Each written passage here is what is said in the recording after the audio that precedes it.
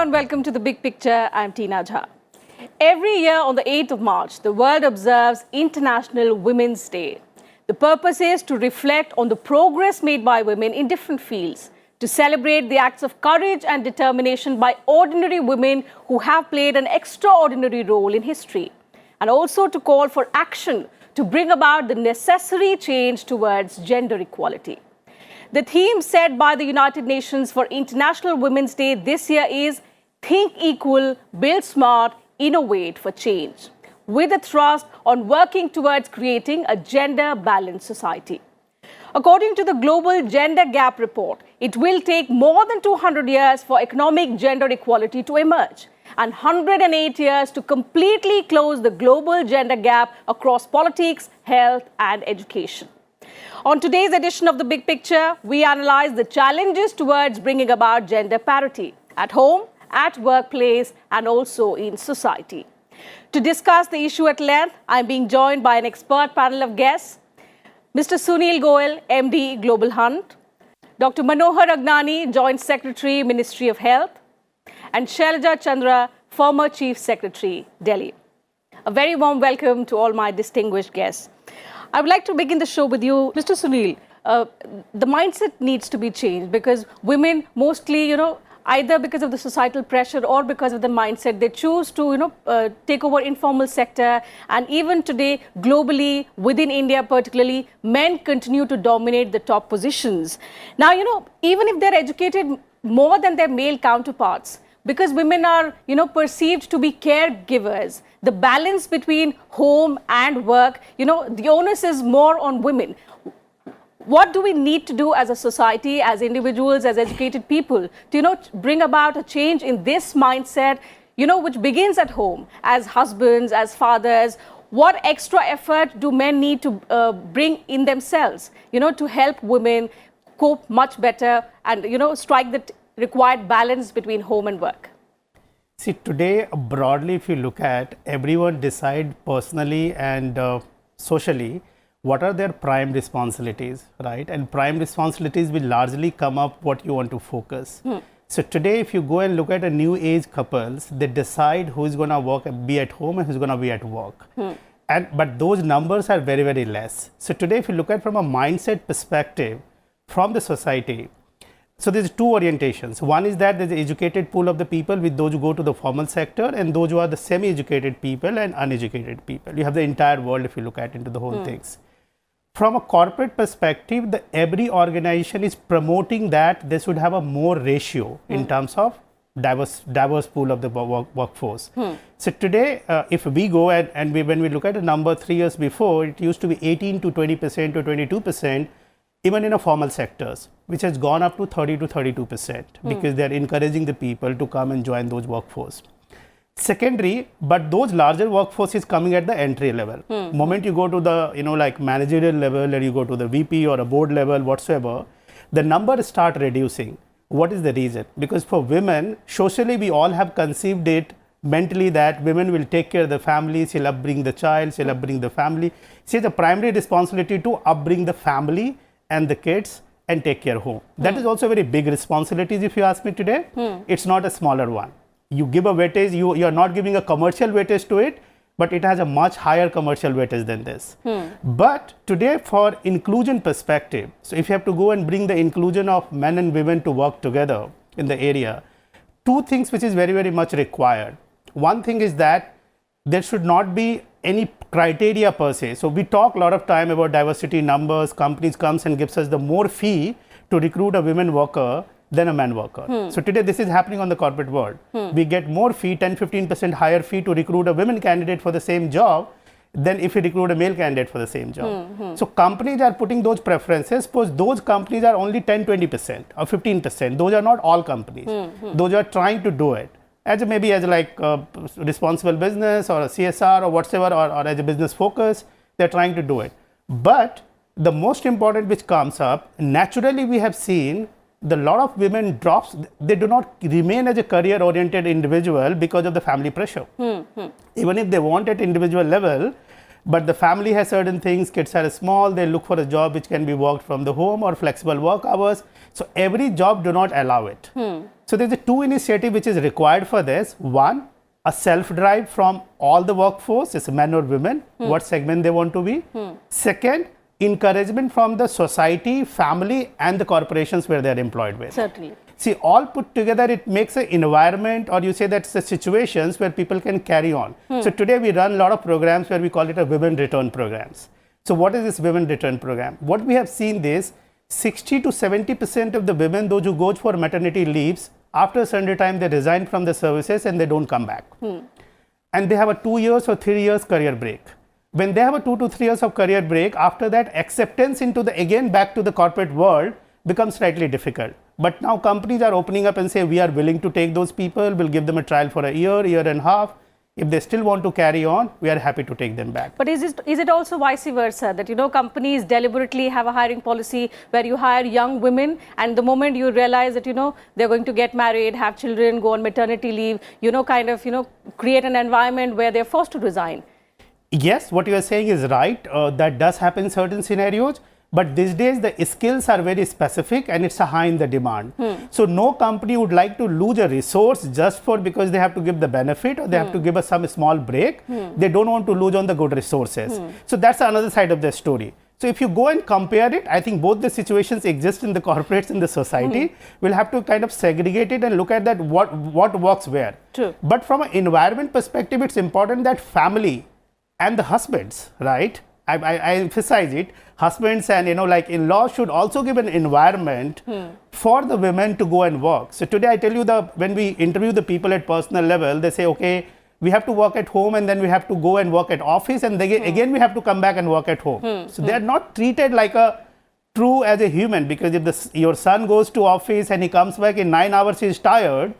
But your daughter-in-law is not tired, you know, I mean, I'm so sorry, you know. Certainly. So you have to treat them well. Another major issue, burning issue, in fact, I would say, is wage disparity. Citing ILO figures, it says on an average globally, women are earning 20% less than women. So, you know, what according to you is a probable solution to this huge discrepancy? So, my answer would be that you bridge the gap, gender gap in terms of education, and that too in the secondary and tertiary education, technical education. So our country has bridged that gap in the primary education, but when it comes to the employment, it's largely the secondary and tertiary care where the problems which have been told by my co-panelists, we need to work there. So educational empowerment and also changing the mindset. I will come again to that point, although that's not the pointed question.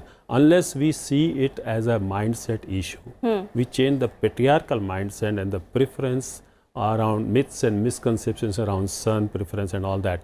We probably would be discussing all these issues in economic perspective or other issues, but the status of women per se has to be equal to men. And then you will see that all the issues which we are discussing, be it economic or educational, that will get eliminated. So I would say that we need to work with the society, with the adolescent population, with the younger boys, with the men, and try to identify those gaps which are limiting her access in every field and bridge those gaps and change that mindset. Certainly. So just doing only education or other things will not be in total working, but I want to say that let's work together. Transformative action is required. Transform the mindset. Certainly. Yes. Shailja Chandra, one of the reports again that I would like to highlight, it was published in the Financial Express today, which says advancing women's equality could boost global GDP by almost 31%, which amounts to $28 billion in just about 5-6 years, which is 2025. But the snail's pace at which the economic gender gap is reducing, how do we aim to reduce it? See, first you need ownership for the idea that women's employment is something that you want to achieve as a goal, not chasing statistics. Yes. A country like South Korea had invested in having a ministry for competitiveness, gender competitiveness, a whole ministry. Can you imagine what would happen if there were a ministry for just doing gender competitiveness, not gender budgeting, but where in every sphere, is there competition available from women? If so, what happened? That's number one. Number two, I think when you look at, many of the co-panelists have referred to it, the mindset change of the family. I would say a woman needs three things to be able to move ahead. First and foremost, she needs stable domestic arrangements. If you're on a double income, the couple must be prepared to put half of one person's income only into domestic arrangements.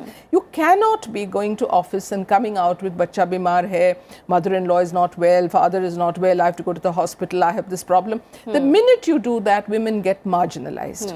If you say, I will not go on tour because, I can't come on a holiday because, these are the ways in which you get marginalized. To prevent that, your career, if you're a career woman, your career takes first place. Second thing you need is family support. A woman needs a husband, a partner, maybe in-laws who understand that she is doing it as a passion, as a career. She's not doing it only to bring money into the family. To Sunil Goel, what can the formal sector do to increase job opportunities for women and to make them confident about what they're doing, to they should have this target in mind that, I have to reach that position instead of dropping back and looking at household responsibilities. They should not be quitting midway if they have the required skill. What can the formal sector contribute towards that? See, today, I think when we talk about a job and formal sectors, I think we are correlating most of these things, areas that who has a formal job and who's offering the benefits. I think that's a very, very small part of the whole issue. I believe that when you have a larger avenues, larger segment, the demand, creates the opportunity itself. Because when you have each of the segment where it's getting formalized, people get an opportunity. So today we say this, small and large microfinance activities which are happening for making the women entrepreneurs. And there are thousands of activities. If you look at it, I'm talking about more from an informal sector perspective, right? Where the opportunities are getting created. So either you give them a formal employment or you give them a self-employment. I think is one of the same thing. Third thing, when you look at from an opportunity perspective into a formal sector, people need a flexible work hours. What do you mean by the flexible work hours? Flexible work hours doesn't mean that you work 8 to 10 or 8 to 6 or 9 to whatever 7. Flexible work hour means there's a task defined, right? Person is expected to do that task on a certain time limits. He or she has a flexibility to do that based on their convenience, where they can balance their work-life balance. It means they can take care of family, they can do your work will not get impacted, there's a deliverable timeline, there's an advance notice to it, so everything works smooth towards it. So what I see that where these opportunities can be created and where technology can play a very, very big role. Today, believe me, for half of the work, you don't need to go to the office. You're not required to go to office actually. You can do the web meetings, you can have a video chats, you can have any mail communications, any dictations, anything you can do it sitting any location. Does not matter you're working from your home, you're working from your park, or you're working from your office, right? At least 50 to 60% of the jobs which can be done remotely today. So what we need to bring in a formal sector actually, the segmentation and avenue has to be increased, right? The people, information security or a liability for companies and organizations, those who remains, like conscious, people need to be trained about that. People need to become more responsible and more accountable, right? So the company's confidence also builds. They say it doesn't matter from where you're operating. And if you go to the global markets, people have an access card, they can go to their office anytime, right? They can go, they can finish their job and they can come back, right? So it means if we create those environment at social level, including security, the confidence, accountability and responsibility, I believe the larger number of avenues can be created wherein the people for remain deprived from opportunity will never be there. Because you always will have a job. Just to support it, I tell you, United States do not give any maternity benefits. They do not have any law of maternity benefit, right? But if you go and look at their data, it's much better than other countries. Why so? Because it's a developed market, economy is mature, right? People are accountable and responsible. We do not say that everything is good there, but what we are trying to say that if there are better data than other places, then there is something different there. Right. Our country data will be definitely debated because we are the second largest, populated country in the world. So any point of time, our data it takes long time when we go and start performing, because when you look at a whole number, where you have unorganized, organized, and semi-organized sectors. So I believe this entire piece is a time-taking process, but if we start doing it, if people start taking their accountability, where the work can be done from any locations, the gender diversity will increase, everyone will participate, and it's not only women inclusion, it also going to be differently able people inclusion as well. Certainly. It's not only restricted to gender. Thank you, Mr. Goel, and thank you to all my distinguished panel for putting things into perspective and helping us understand that first and the foremost thing is to change the mindset. Second is the family support, and third, of course, is support from the society and in particular the workplace for women. So that's it from us in this edition of Big Picture. Thank you very much for your time.